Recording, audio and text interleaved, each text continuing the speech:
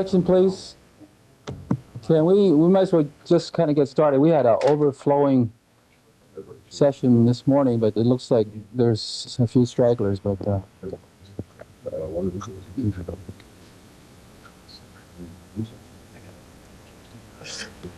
good afternoon, ladies and gentlemen. My name is Peter Fong. I'm with Drug Enforcement in Sacramento. I want to welcome you on behalf of our office and the San Francisco Division. Our session this afternoon is centered around designer drugs, and the exact definition will be given by our experts up here. I just want to make one comment, and I want to thank you all for the great response we've had from our letters. I know we only sent them out last week, but the reason we did this is that from our experience in the many years of narcotic enforcement, a lot of times we encounter new problems on the streets, and many times we're not equipped to handle it or to know how to control it. This is the area of new types of drugs that are coming on the market. Fortunately, we haven't seen too much of it in our area. And fortunately for us, we have the experts here. On my right here is the head of our intelligence unit in San Francisco, Dick Jarrett. He's been with the Bureau for about 21 years. Patty Sager, who is also with the intelligence unit, an expert in this field, and her husband, who is the expert in this field, Mr. Bob Sager, who is our head chemist of the Western region.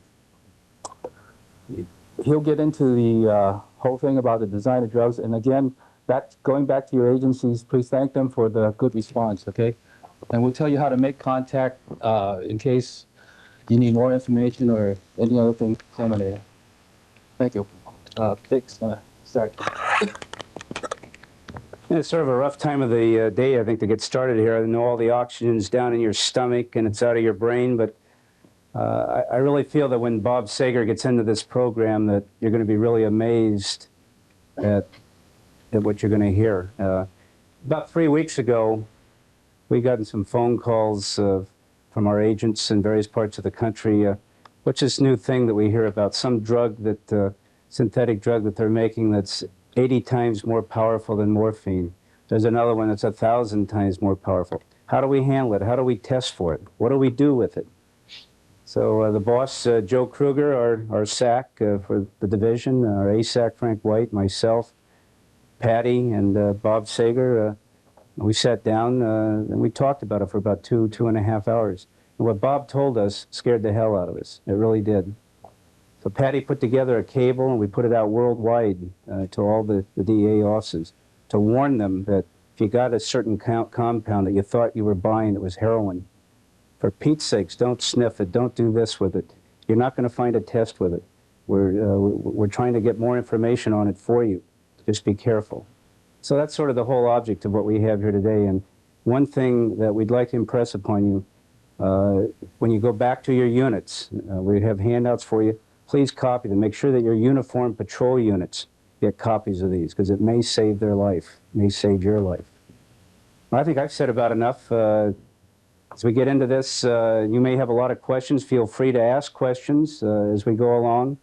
In the future, we have our phone numbers for you to call us in San Francisco if you want to pass on any leads to try to identify what individuals may be manufacturing this compound. We really don't have a clue at this point.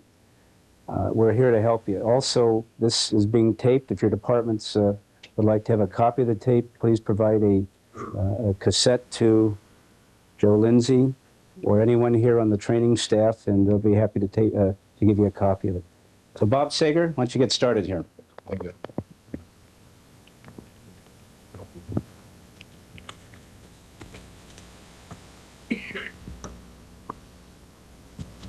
We're going to be talking about designer drugs, and I'm sure if you read articles on drugs, you've read quite a bit about them in the last few months.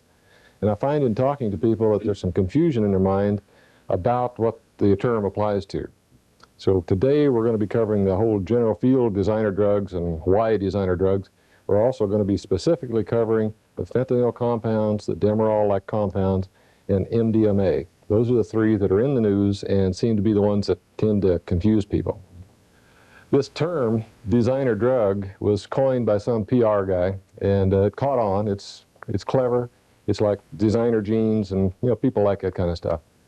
The idea behind it goes all the way back to the first patent laws. And when they first came up with the idea of having a patent that would apply to a chemical or to a drug, the companies that make drugs for profits realized that if they didn't cover their rear ends by covering all the possible chemical structures that might have the effect they're after, that a competitor could come in and make a similar drug, sell it on the market, and beat them out of some money. So the idea behind designing a chemical to be a drug is old. Probably the oldest one that you guys are familiar with, and the one that's had the most effect on law enforcement, is LSD. At the time that LSD was first manufactured, it was manufactured by the Sandoz Company as an attempt to cover their rear ends on the patents for ergotamine. They were producing this drug called ergotamine, and they used it for migraine headache. And so they thought, well, let's make all the drugs, all the chemicals similar to it that we can think of, and patent those, and that'll keep our competitors from getting into the migraine market. So they made about 50, 60 different chemicals that were quite similar, put them away on the shelf, and then as they got time, they would pull them out, start to test them, and see, are we getting some effect that's good for migraine? And that's when Hoffman went to the shelf one day and pulled off LSD, was going to start testing on it. Lo and behold, he tripped and realized he had something that was a hell of a lot better than for migraine headaches, and of course that then became a headache for all of us. That was probably one of the first designer drugs that affected you directly. PCP was similar, of course. But we're seeing the effects now of PCP designer drug activity in the fact that when Park Davis made PCP, they planned to sell it as a local anesthetic, and it was a great anesthetic. It just had the little problem of side effect of hallucinogens and paranoia and some of the other problems. But at the time they made it, they patented many chemicals like it. So today, if a chemist wants to produce something like PCP, you can go to the public literature in any library, pull out the patent for PCP, and it'll tell you how to make PCT, PCE, PCI, They got a whole bunch of them in there.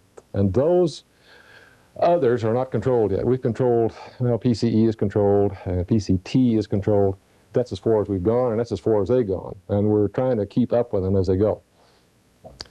Now, what are some other motives for designing a drug? In the case of controlled substances, rather than in the case of patents, the thing is to get around the Controlled Substances Act, obviously.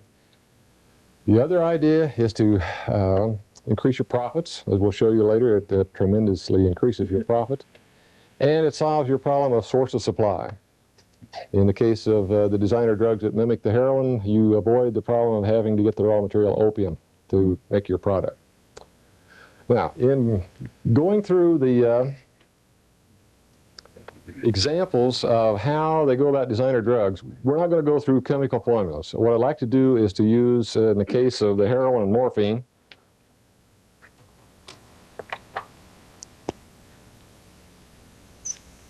let's say, for the sake of argument, that this is the structure that represents the structure of morphine.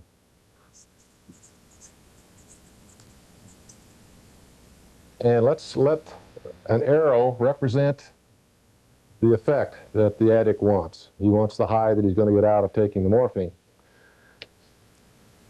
The Germans, back before 1900, took morphine, changed it a little bit, so it's not a perfect circle anymore. It's a little bit different structure, just slightly different. Called it heroin, after the hero drug, and lo and behold, it's got the arrow that the addict wants. At the time they made it, the reason they called it the hero drug is they thought this drug was going to stop morphine addiction. And of course they were right, it did. After a morphine addict gets a hold of heroin, he says, I'd rather have heroin. And so now you got a heroin addict. Now, what's happened since then? In 1965, the Janssen Pharmaceuticals in Belgium made a patent on a whole group of drugs that has the same effect. They've got the arrow on it, but it's different chemical structure. And so for these, let's use a square. The square is about as different from a circle as you can get, and that's about the relationship of these two chemical structures. They are totally different. Fentanyl does not look a thing like morphine, but it's got the arrow that the addict wants, and so that's That's the key here. In 1968, the Janssen Company got a Schedule II rating out of DEA, or BNDD it would have been at that time, and they're selling this material as Sublimase. That's their trade name for it. And it's used for major operations, and so you'll find stocks of this material in any hospital. And we figure between 70 and 80% of the hospitals in this country use Sublimase as their drug of choice for major operations. And in Army hospitals, it's almost 99%, probably better than 99%. It's an excellent anesthetic, and for that reason is the drug of choice.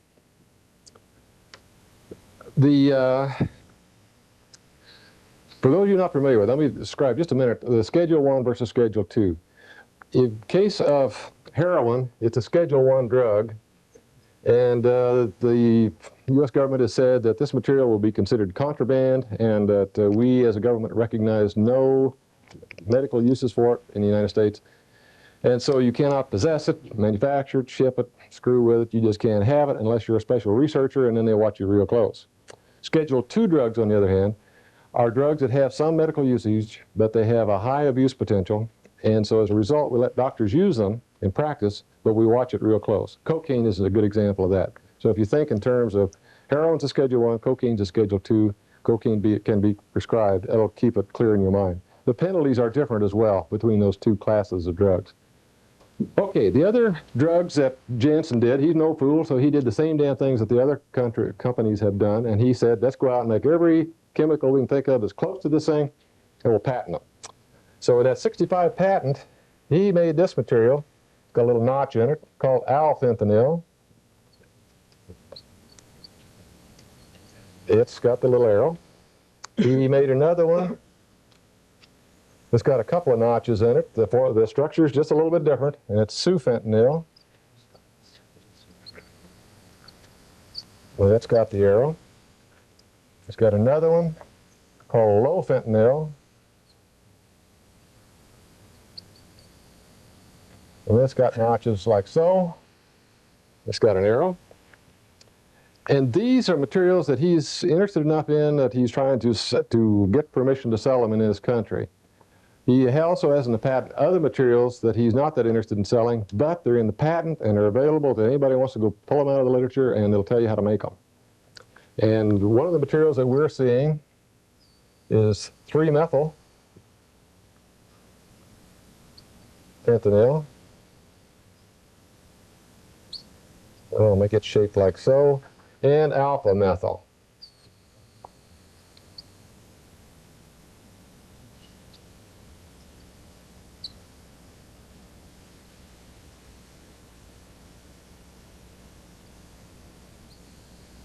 Okay, the way the structure stands right now, as far as legality of these darn things, is that this is a Schedule II drug, and it is being sold and is available through all hospitals almost anywhere. And I think you're going to see this start to show up as a law enforcement problem when they start stealing this stuff from the hospitals. Once they realize it's good to get high on, they're going to steal it and use it, and or sell it. Alfentanil is a Schedule I, and Janssen Pharmaceutical is fighting that ruling. They want to get this stuff on the market, and so they're trying to get a Schedule II out of it. It remains to be seen. Sufentanil is a Schedule II.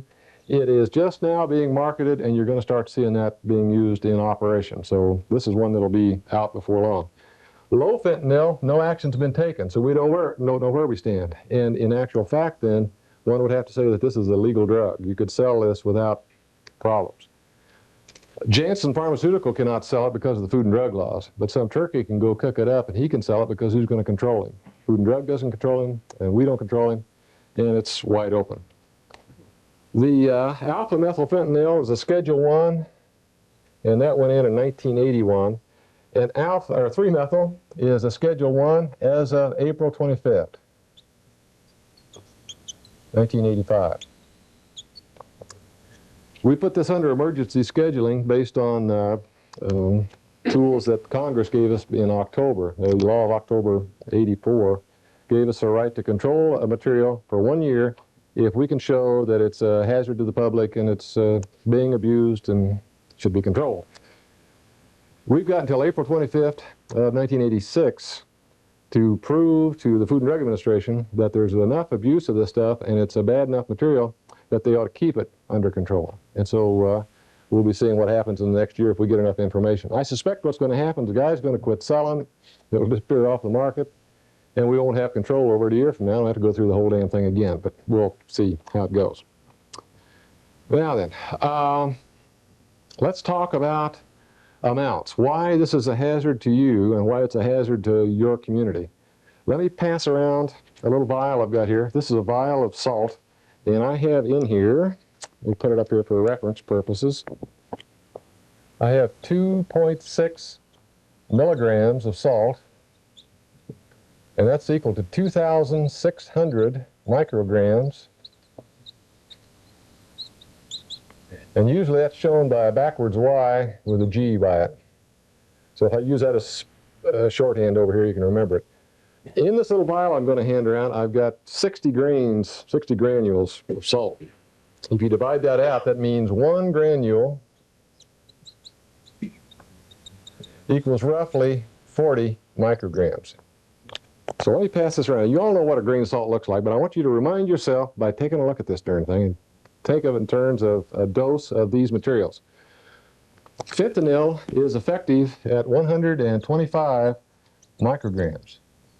That's 3 grains of salt, and if you ingested that amount intravenously, it would knock you out sufficiently that they could cut your guts open and you wouldn't feel it. Okay? Alfentanil is a fairly mild material in relatively 500 micrograms. Sufentanil is 25 micrograms. Let's see, 3-methyl is 10 micrograms. The alpha methyl is 30, and the king of this group is a 2.5 micrograms. So you could take one of those grains of salt and divide it up 15 times. And the only way you could probably do is put that 1 granule of salt in a glass of water, cut her into 15 parts, drink one of those 15 parts, and you would be unconscious. 2 of those amounts would kill you deader in hell. So we've got a problem, gentlemen. Now, we know for a fact that any of these materials can be absorbed through the eyes, the nose, mouth, eardrums, anus, penis, vagina. In other words, any mucous membrane, and also any open cut on your hand. What we're not sure of, but what we're advising you to consider is that we think that it's probably absorbed through the skin. All of these materials are very fat soluble, and according to Dr. Gary Henderson, who works for UC Davis, he's probably the expert on doing these materials in body fluids. He's the guy that is the one that made the judgments on who were the deaths that have occurred in California on fentanyl. There's, according to him, 91 deaths in California so far from these materials. And it's his opinion that the fentanyls will be absorbed through the skin, and sufficient quantities can be absorbed for a strong acting one like this to have a serious effect on you. So that's what we're worried about. A couple of things we need to warn you about. One is don't sniff stuff. I know none of you taste, or I hope to God none of you taste your dope to see if it's dope. You know, that's the old French method. Is it's hairline. Well, bullshit. You know better than that, I hope. But what I find my own people doing in the lab is that if they get what looks like brown Mexican heroin and they open up the bag, they'll do like that, whirl the air a little bit to get the odor up to them to see if it smells like acetic acid, if it smells like vinegar. That gives them a clue that they're probably on the right track, that it probably is Mexican heroin. And so we've had to watch each other. Hey, shit, you know, don't do that. You don't know when you do that if it might be low fentanyl in a very pure form, and you just whirled about 5 micrograms up into the air and snorted it. So don't snort your dope. Please. Second thing, we're worried in case you get into a clandestine lab and you don't even know it, because it can happen where you think you're going in on one type of lab or in a fire, could be a murder, who knows what might happen. It might get you into that laboratory without you even being aware it's a lab at all. Secondly, you might know it's a lab, but you might not know it's fentanyl. So we're recommending anytime you're in a situation that you find yourself in a clandestine laboratory, you immediately buddy up. just like the Girl Scouts and the Boy Scouts do when they take kids swimming. They assign 2 kids as buddies, and you watch out for each other. If you don't see your buddy, you get the lifeguard and you find where your buddy went. You got to do the same damn thing in a situation like this as you buddy up, and we're recommending that if you see that your buddy is getting kind of weird looking, or that's not going to work with this bunch, but if you see your buddy's not breathing, then do something about it. And the best thing you can do is to realize you've got roughly, well, I'll get to this one in a minute, but with all but this one, we think you got about an hour and a half total before the guy dies. But in the meantime, he's going to need assistance. And the first thing that he needs is for you to tell him to keep breathing. The difference between this material and heroin is that heroin kills by stopping the central nervous system over a long period of time, and you finally, the breathing and everything stops after you've gone into coma. This stuff stops the breathing process first. What it does is kills the little trigger in the back of your brain that's telling your lungs, you know, let's go in and out. And you will stop breathing and not know you've done it. And so that's what you have to watch for your buddy. Make sure he's pumping in and out. And if he's not pumping, then just tell him, hey, you're forgetting to breathe. I think you might have got a little fentanyl. Let's keep breathing, and let you and I go to the doctor. Take somebody with you, so somebody drives, somebody keeps his breathing, and then in about 15 minutes to a half hour, they tell us that what will happen is that he'll probably then go unconscious if he's got enough stuff. He'll go into an unconscious state, and at that point, you have to breathe him. You got to pump him, or breathe him mouth to mouth, or get oxygen. Is the best if you got oxygen. And then you've got roughly up to an hour and a half to get him into a hospital situation where they can give him antagonists and get him onto oxygen and keep him breathing. So you don't have to panic. You've got that hour and a half. With this one, however, we're not too sure. Luckily, it's got a very high dose, relatively, 500 micrograms. It's still small, but it's higher than the others. And it's a real fast-acting dude. It goes in seconds, and it lasts about an hour total. So it's for short operations. If they want to go in and they want to do, well, I don't know what it'd be, but something rather than a major chest operation, you want to sell it to use it for that, for a real short operation, because 90 minutes you're out of it. But we think, as a result, if you got an overdose of this, you might die in less than a half hour. So you'd have to get medical help very damn fast. If you're going into a laboratory and you're pretty sure it is a fentanyl, or you suspect it's a fentanyl, we recommend that you go in, always with a chemist. Always take a chemist with you. Secondly, try to get gear for the chemist and for you. That would be the gear that they would wear in radioactive decontamination. And gear like that protects you from dust. It keeps your skin from being exposed to any dust that might encounter it. And you need something that'll keep dust out of your eyes and nose and out of your ears. So some kind of full headgear is required. I don't know where to tell you to get it. I'm looking for it too. I've got to get some for my people. Okay. Question? Oh, okay. Sorry. Fentanyl fentanyl overdoses do respond to Narcan as regular opiate antagonists. I don't know what antagonists they use. I'm sorry, I don't have a clue, and I wouldn't hazard a guess. But I'm told that there's no problem in treating them at the hospital or whatever they do.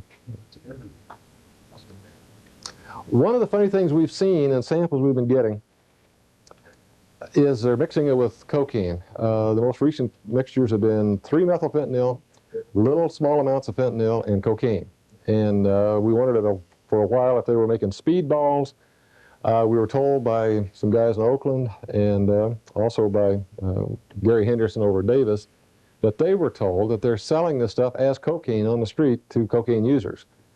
And they're telling them it's really dynamite stuff, which I suppose it is. You know, you snort the coke and you can feel that. Your nose goes numb and you get the little spurt of a high. And then, of course, the fentanyl puts you into a hell of a low and a rush. So they could overdose very quickly with that. They're novices in relation to the opium alkaloids, and they would not have a tolerance to it, so they might get too much. The other thing we've seen, which I thought was pretty odd, was selling 8 or 9 bindles of the fentanyl along with a bindle of cocaine. And then we're told again by the same guys from Alameda and by Gary Henderson that they're selling this to the hypes, and they're selling the cocaine as the antidote. And they're telling them if you get too much fentanyl, then to snort the coke and you'll be okay, which I think is bullshit. I don't think that's true, but that's the way it's being sold, so you can kind of watch for that.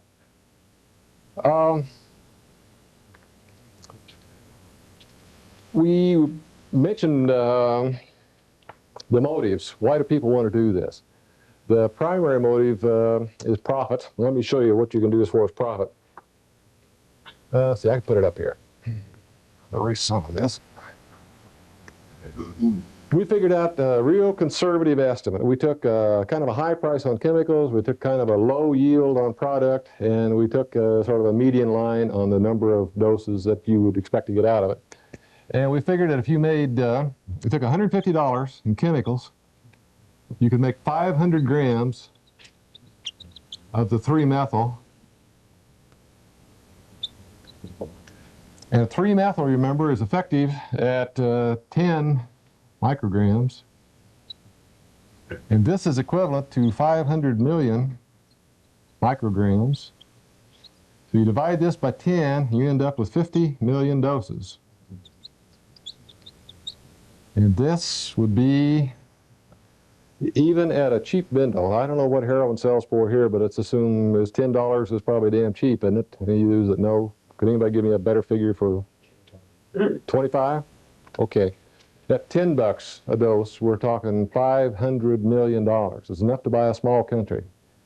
And I don't think that's not a profit motive, because the guy doing this has no problems in source of supply. He doesn't have to go to a foreign country and deal with a bunch of armed men to buy opium. You never know when the armed guy is going to decide not to trade with you and just kill you. Once you've got that opium, you've got to get it purified, and then you've got to take it across borders to someplace to have it made into heroin. And again, you're dealing with guys that have got guns that may want to shoot you. And you're paying these people as you go, and then you take the heroin you got and you try to find a way to smuggle it across some more borders, and you may either lose your dope or get arrested. Then you got to find a source of supply to move this stuff after you get it over here. None of that is taking place here. You have no outlay of cash except your original $150. You've got nobody to deal with for source of supply, and your profits are enormous, more than they ever would be with heroin. Now, what I suspect, we don't know what the scenario is for what's actually happening, but it's my gut feeling that what we've got here is a professional chemist that's used to doing organic synthesis work. And it's different work than being an analytical chemist or a forensic chemist or whatever. You got to have some experience with it. He's probably working in a lab that already has all the equipment he needs. All he needs is some privacy, some nighttime to get in there. 4 nights work, he can cook 50 million doses. I doubt if he's making that much, really. There's no need for him to. That's a lot of stuff to move. But anyway, I figure he's probably making more like 50 grams at a batch. You know, you're talking a little bitty reaction flask so big for 50 grams. It's almost nothing. And if he's in a lab like that, let's say he's in a Stanford or UC Berkeley or someplace that's got a big chemical stockroom, it's got lots of labs, 50, 60 labs in one of those big colleges like that. And if he can get in there at night, all he has to do is take little amounts of stuff, 15, 20, 30 grams of material out of various bottles in the stockroom, and nobody's going to miss it.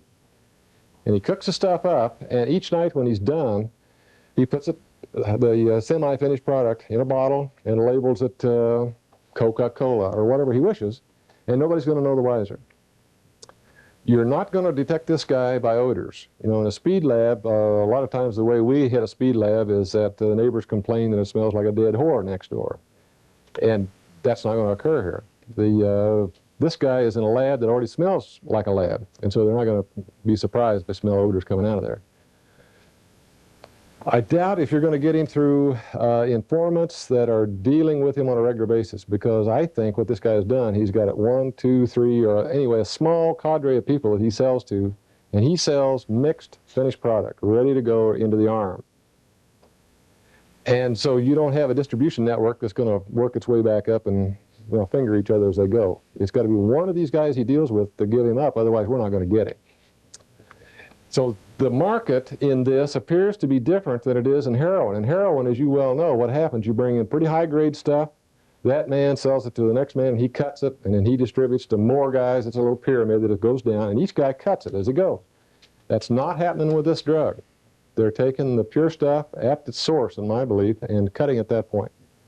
Because if you would consider, take one of those little granules of salt and try to cut it into 15 pieces and put them in 15 different spoons, so when the addict gets that spoon of powder, he can rest assured that when he pulls that up, he's got 1/15 of a grain of salt to stick in his arm. Because if you get a half a grain in there, the man's dead. So it's going to take a professional to mix it, and that's why I think the guy is a professional chemist that's used to doing synthesis, and he's a professional and knows how to dilute. Yeah. The first deaths from alpha methylfentanyl, I think, were identified in Orange County around 78 or 79. 80, I think. Yeah. You're saying that we haven't found a clandestine lab since then? Not one. No. We don't even, well, we got a clue, but we'll see how it goes. I start to say we don't have a clue. Until this year, we didn't have a clue where to even start. And so, again, that supports the theory that it's one, I think it's one guy. That's my feeling. And maybe it's two guys, but a copycat perhaps. I'll tell you one reason I think it's one guy is that, and this is critical to future law enforcement, I think. When we started finding 3-methylfentanyls, non-controlled material, we were finding fentanyl mixed with it. So the guy was screwing up his process a little bit. He was getting this as a byproduct, and he shouldn't have been. You know, if it was a little bit better job, he wouldn't have gotten it. And it's always there. We don't find some that doesn't have some there. It's always there. So it makes me think it's one guy doing that. Yeah.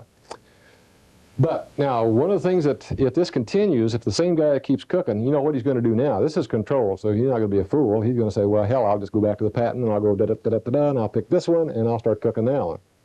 Hopefully, he'll do the same thing. Maybe we'll still find fentanyl in there. And even though we've got a non-controlled new fentanyl material down here, if it's got fentanyl in it, and if it's a big enough seizure, we'll go to court and testify it's a usable amount.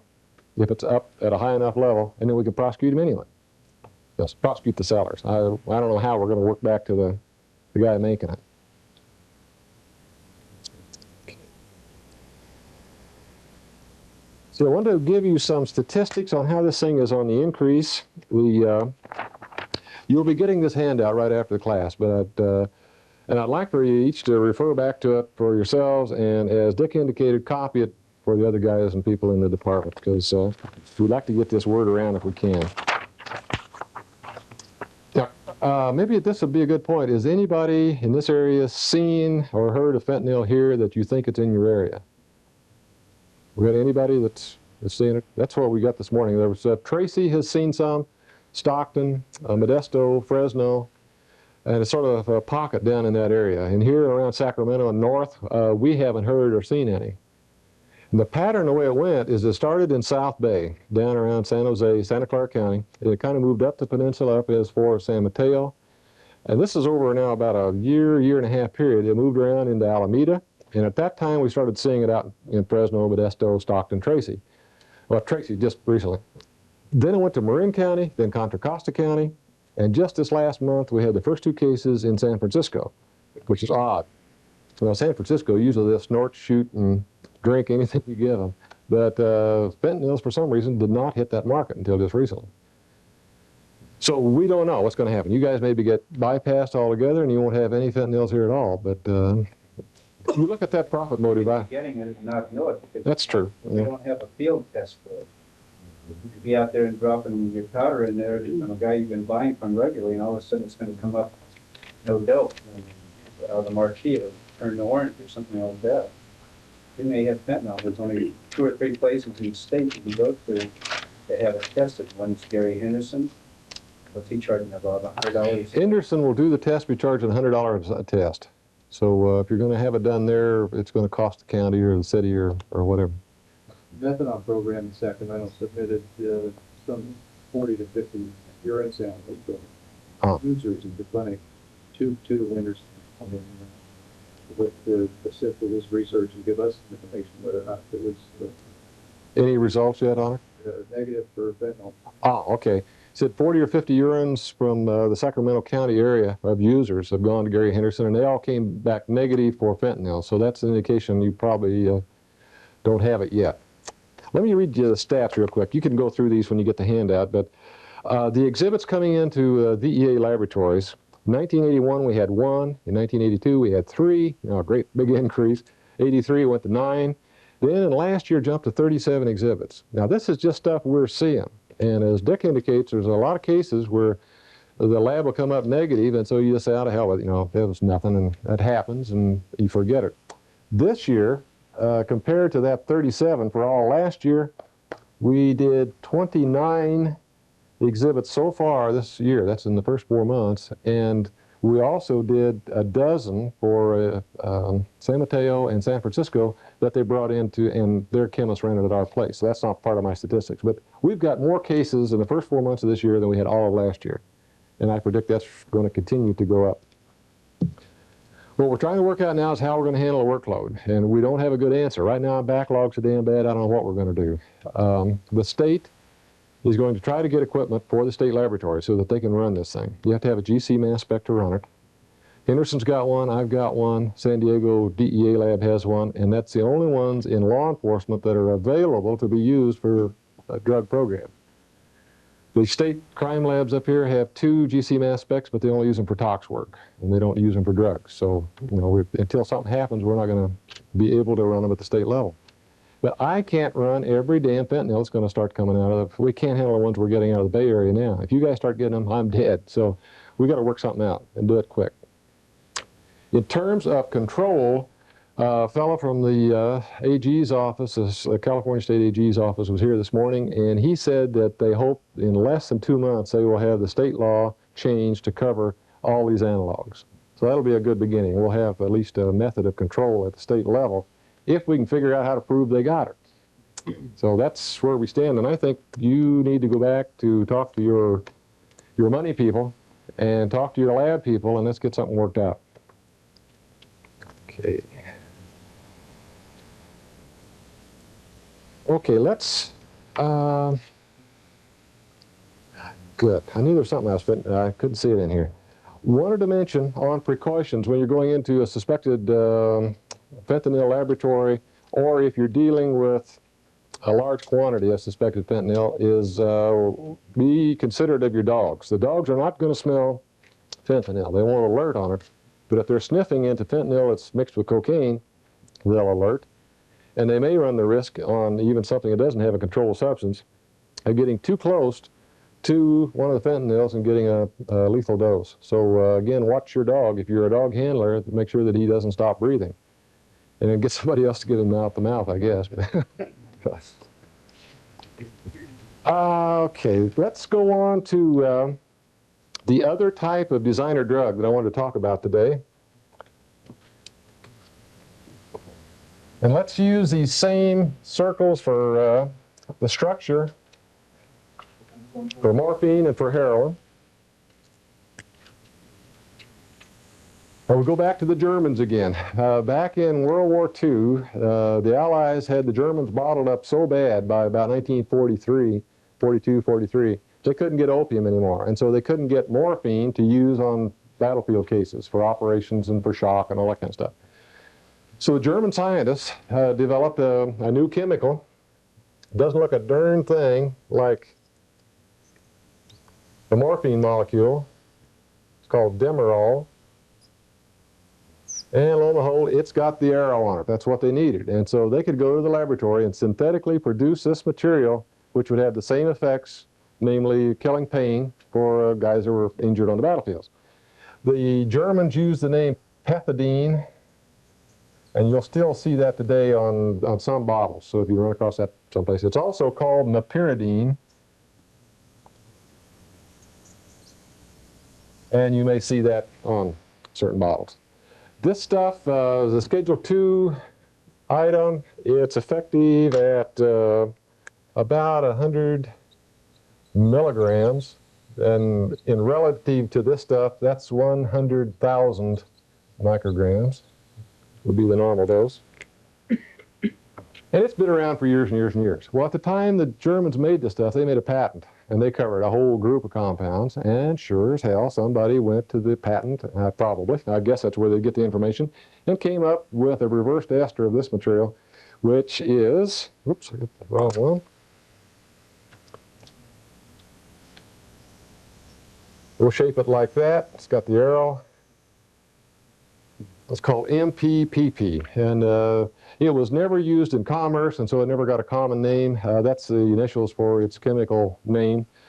And it's effective, not scheduled, I should say first, no schedule, and it's effective at about a half a milligram, or if you will, 500 micrograms. Some guy in South Bay, down in San Jose, started producing this stuff, and we only saw it for a short amount of time, but to the sorrow of the poor bastards that bought it, the guy that made it overheated it.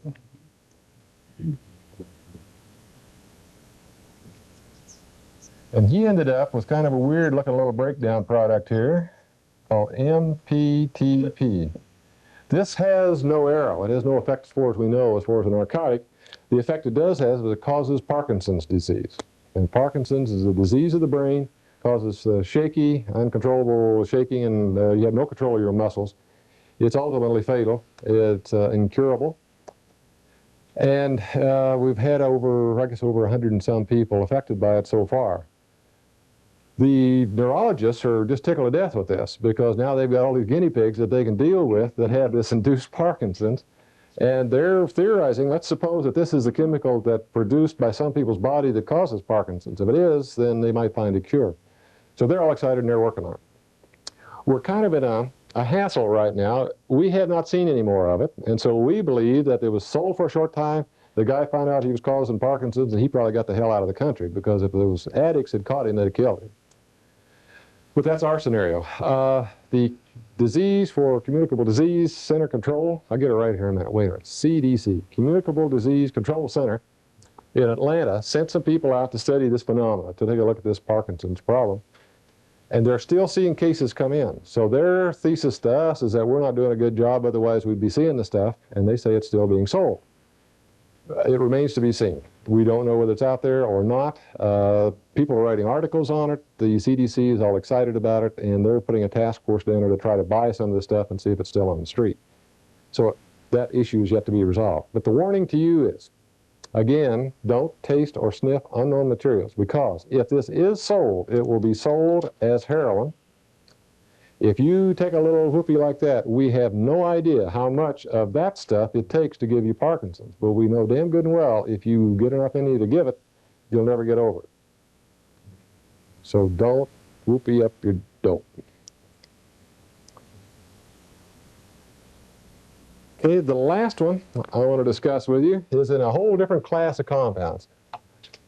The third designer drug that we're going to talk about today.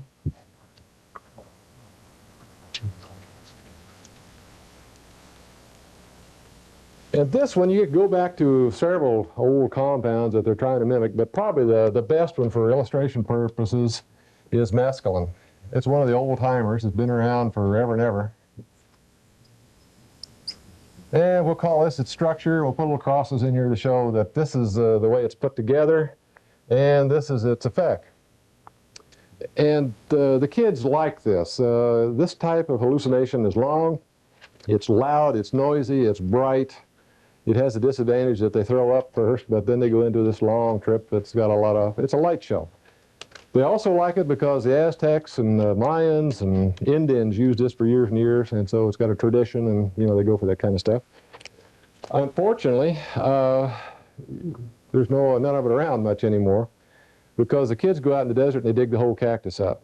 And the Indians had sense enough, they would cut the tops off of the cactus, and then the root would reproduce more cactus for next year. So every season you had fresh cactus. And our little bastard kids, they go out and dig up the whole thing. So there's no cactus out there anymore. And it's semi-hard to make, and it's fairly expensive, and the chemicals are watched very closely. So they started designer drugging, and there's lots of them. You know the alphabet soup. It goes on and on and on. But for example, one of the early ones was STP, or it's also known as DOM. It's an amphetamine type compound. It's similar shaped, but the crosses are a little bit different.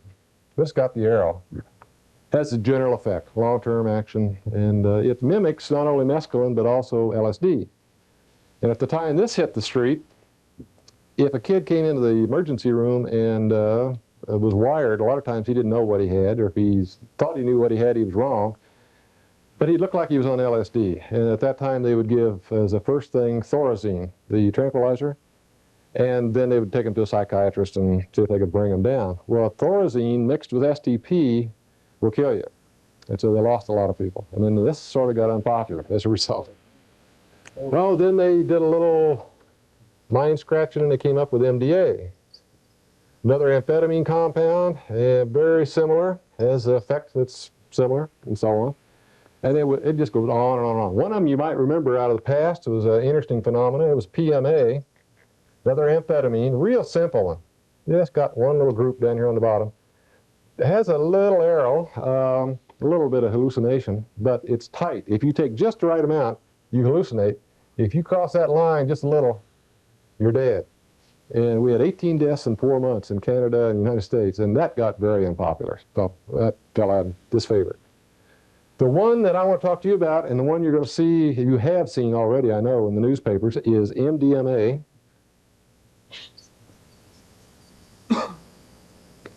Very, very similar to this material, except this is made out of amphetamine, this is made out of methamphetamine. And you know, if you relate the stimulation effect of amphetamine, methamphetamine is much stronger, so you would suspect, okay, if you make a hallucinogen out of methamphetamine, it's going to be a much stronger hallucinogen. Well, that's not true. It's the other way around. This is a very mild material and is said to be non-hallucinogenic, but it is mind-altering. DEA decided this past year to put it under control, so we published in the Federal Register and said we're going to make this a Schedule I drug unless anybody object. Ha ha ha. And sheesh, did they object. We really ran into a buzzsaw. It surprised the hell out of us.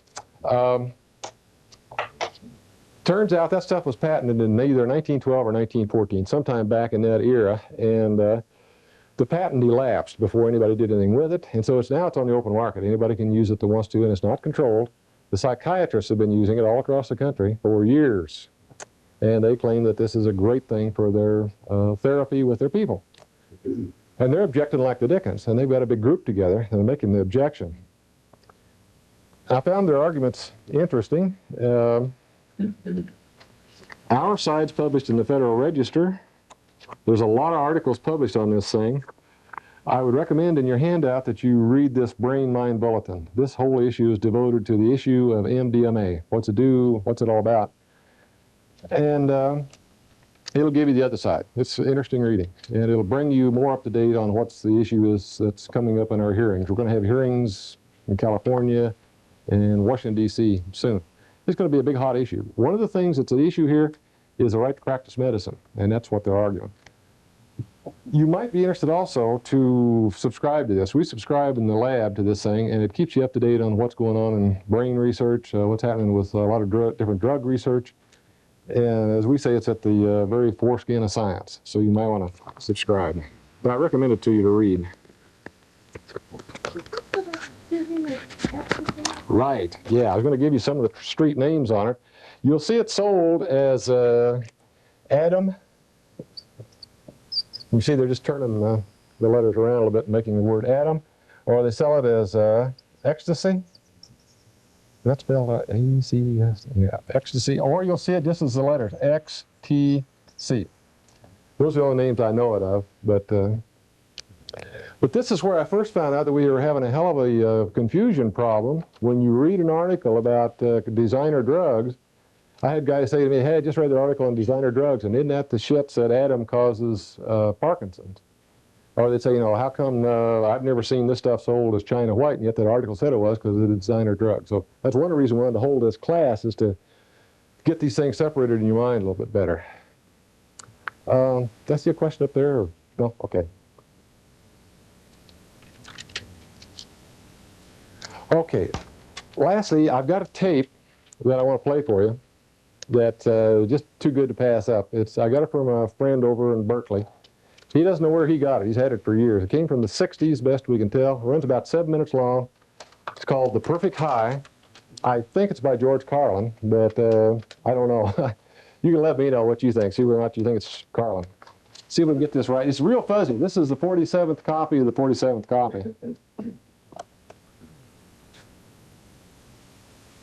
There once was a boy named Gimme Some Roy. He was nothing like me or you, 'cause laying back and getting high was all he cared to do. As a kid, he sat in the cellar, sniffing airplane glue. Then he smoked banana peels when that was a thing to do. He tried aspirin and Coca-Cola. He breathed helium on the sly. And his life became an endless search to find the perfect high. But grass just made him want to lay back and eat chocolate chip pizza all night. And the great things he wrote when he was stoned looked like shit in the morning light. Speed just made him rap all day. Reds laid him too far back. Cocaine Rose was sweet to his nose, but the price nearly broke his back. He tried PCP, he tried THC, but they didn't quite do the trick. Poppers nearly blew his heart. Mushrooms made him sick.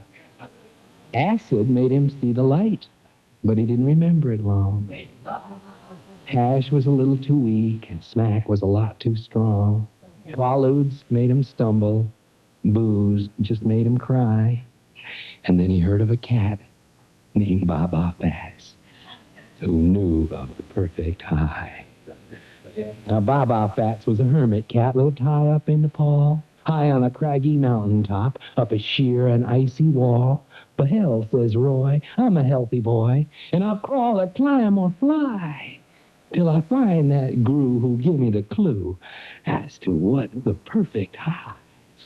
So out and off goes Gimme Some Roy, to the land that knows no time, up a trail no man could conquer, to a cliff no man could climb. For 14 years he climbed that cliff, back down again he'd slide, sit and he'd cry and he'd climb some more, pursuing the perfect high. Grinding his teeth, coughing blood, aching and shaking and weak, starving and sore, bleeding and tore, he reaches the mountain peak.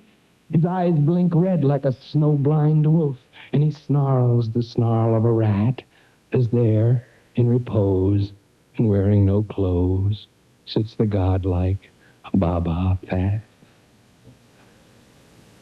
What's happening, Fats? Says Roy with joy. I've come to state my biz. I hear you're hip to the perfect trip. Please tell me what it is. For you can see, said Roy to he, I'm about to die. So for my last ride, tell me how can I achieve the perfect high? Well, dog my cat, says Baba Fats, another burned out soul who's looking for an alchemist to turn his trip to gold. It isn't in a dealer's stash or on a druggist's shelf. Son, if you would find the perfect high, find it in yourself. Oh. Why, you jive motherfucker, said Roy. I climbed through rain and sleet. I froze 3 fingers off my hands and 4 toes off my feet. I braved the lair of the polar bear. I tasted the maggot's kiss. Now you tell me the high is in myself. What kind of shit is this? My ears before they froze off, said Roy. I'd heard all kinds of crap, but I didn't climb for 14 years to hear your sophomore rap, and I didn't climb up here to hear that the high is on the natch. Now you tell me who the real stuff is, or I'll kill your guru ass.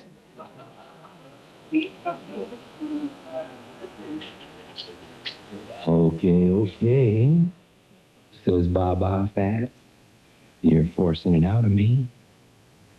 There is a land beyond the sun that's known as Zaboli, a wretched land of stone and sand where snakes and buzzards scream, and in that devil's garden blooms the mystic Tsutsu tree, and once every 10 years it blooms one flower as white as the Key West sky. And he who eats of the Tsutsu flower shall know the perfect high, for the rush comes on like a tidal wave. It's like the blazing sun, and the high it lasts forever, and the down don't never come. But Zaboli land is ruled by a giant who stands 12 cubits high, with eyes of red in his 100 heads. He waits for the passerby, and you must slay the red-eyed giant and swim the river of slime, where the mucus beasts await to feast on those who journey by. And if you slay the giant and beasts and swim the slimy sea, there's a blood-drinking witch who sharpens her teeth as she guards the Tsutsu tree. To hell with you witches and giants, says Roy. To hell with the beasts of the sea, as long as the Tsutsu flower still blooms. Hope still blooms for me. With tears of joy in his sun-blind eyes, he slips the guru a 5, and he crawls off down the mountainside, pursuing the perfect high.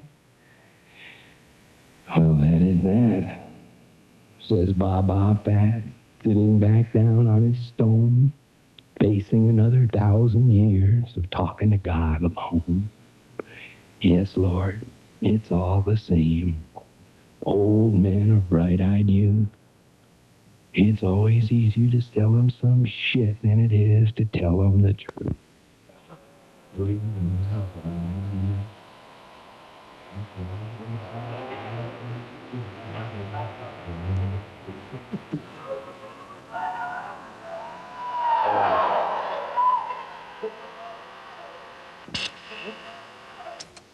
Isn't that a jewel? What do you think? Was it Carlin? Anybody know? Well, it sounded like it to me. Sounded like his kind of stuff, anyway. Okay, unless there's questions, we're going to give you the handouts now. Anybody got any questions? Yeah. Well, what do you think that the guy's manufacturing? How is he protecting himself as far as the fentanyl is concerned? That's another thing that makes me think he's a professional, Mike, is that the likelihood that a guy could cook in his garage or his kitchen and not kill himself, I think, is damn small. And so I think he's got a regular setup with a hood. He's probably got protective gloves, dust mask, the whole bit. And I also think that's why he would not produce 500 grams. I think he's doing small batches. 50 grams is plenty. You're only going to make $5 million instead of $50 million, but you can cook small batches and control it. Yeah. Now, are people selling fentanyl representing it as fentanyl? Are they, China white generally. They'll either say it's China white, which implies it's heroin, or they'll tell them it's cocaine for snorting. Or in some cases, I guess here recently, the guy out east said he just said it was 80 times stronger than heroin, and he didn't say what it was. and they're cutting it with some stuff that... Yes, they're cutting it with lactose and mannitol is all we've seen. And well, if you want to consider cocaine as a cut, but it's either lactose or mannitol. Yeah.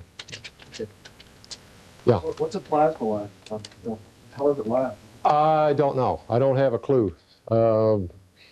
So Henderson will probably have to tell you. Do you know Gary Henderson over at, is Henderson's number in the handout? Do you remember? We're bugging the poor guy to death because he's the expert in the country and everybody's calling him. We're just driving him nuts. But okay, yeah. Patty's number's in the handout and she could get that information for you. Yeah. In your opinion, would that change with the different analogs? I think so. Yeah. Yeah, I think it would. So. Yeah, because one of the, a couple of the analogs are just, you would swear they couldn't possibly be active compared to the others because they're so different. And I think you'd get a real difference metabolically. Is here. Ah, yeah, okay. Okay, yet I still think I ought to call you and get the information through you. That'd be the best. Okay, that come out of this one? Okay. Any other questions? Well, Yeah. the other classes of drugs, we talked about 3 different classes here. Is there any possibility that there would be other designer drugs? You bet. There are a lot of them. There was a guy now deceased, Dan McLean, who worked for Rancho Hospital down in Southern California, wrote a paper about 1972 saying what's the feasibility economically of producing, he didn't call them designer drugs, substitute drugs. And then he went through different classes of them. And my gosh, the ones he's got for heroin alone will just drive you up the wall. There are at least 4 different distinct groups that you can put together to mimic this effect. And in other drugs like LSD is a little tougher. They haven't found any way they could screw with that molecule and get it to be very active. The lysergic acid amide is active, but real high levels and not much effect. PCP, as I've already indicated, there's a lot to be done there yet. It's in the patent. And on the mescaline, the sky's the limit. Just on the mescaline molecule alone, there are over 200 different possible combinations that you can put together that we're damn certain are going to be active. And now they have started substituting sulfur for the oxygens. Like the methoxys, like the sulfur in where that oxygen is, those are active. And so that ups it to over 400 that could be possible. Yeah. Has anybody been doing anything with the stimulants? Amphetamine? Other than doing the substitutions to make them hallucinogenic, no. I don't think as far as trying to get a better stimulant, no. Because when they start substituting on that basic phenethylamine or the amphetamine molecule, the substitutions take away the stimulation effect and you get hallucinations instead. Or I shouldn't say hallucinations. Hallucinations is not scientifically accurate. None of these drugs cause hallucinations. They cause an alteration of perception. And so you get them ranging from MDMA, which evidently causes a mild alteration of perception, to mescaline, which causes a wild one, and anything in between there. Who makes MDMA with oil? Nobody. It's not a patentable drug because the patent is elapsed. And so what's happening is the psychiatrists are making it themselves, or they're hiring it done in their own state. And as long as they do it in their own state, they have not violated any federal laws because they haven't violated the Controlled Substances Act. And if they don't cross state lines, they haven't violated the Food and Drug Act. And their point in their argument is that the law has guaranteed them the right to practice medicine, and this is compounding, which they are allowed to do.